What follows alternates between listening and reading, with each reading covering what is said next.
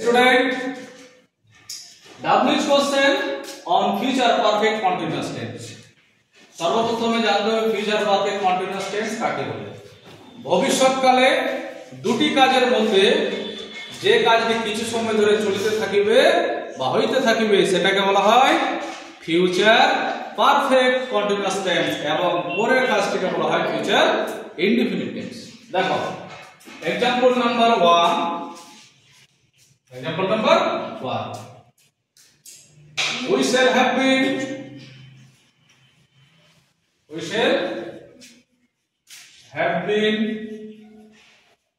doing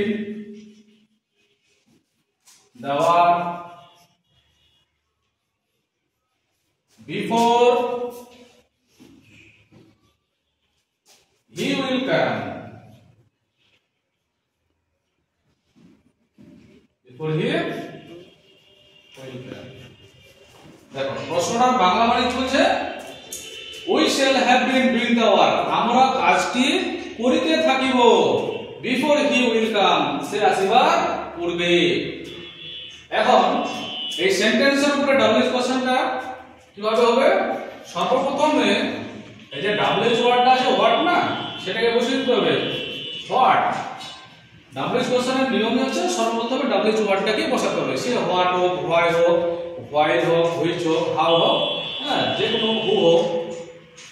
what এবার we আছে তো উই মানে কি বলতো আমরা। এবার আমরাকে কি করতে হবে? এটাকে চেঞ্জ করতে হবে কি দে।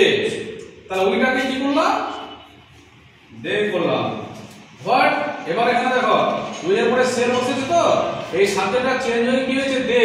আবার এই যে অক্সিলারি ভার্বটা এখানে সেল আছে এটা আবার চেঞ্জ হয়ে কি হবে will. What will they have been? What will they have been doing before he will come? Before he will come. এবার জিজ্ঞাসা চিহ্ন বসিয়ে হবে। তাহলে অ্যানসার কোনটা পাওয়া গেল? দাওয়া। এই দাওয়াটা WH কোশ্চেনের নিয়ম অনুসারে কি করতে হবে? তুলে দিতে হবে। তাহলে অ্যানসার হলো what will they have been doing before he will come? সে আসিবার পূর্বে তারা কি করতে থাকিবে? কি করতে থাকবে? কাজটি করতে থাকবে। কাজটি। তাহলে অ্যানসার কি হলো? The work. এখানে দা মানে কি টি আর ওয়ার্ক মানে কি হলো? কাজ। তাহলে একসঙ্গে মানেটা কি হলো? কাজটি। বুঝা গেছে? Yes sir. ওকে।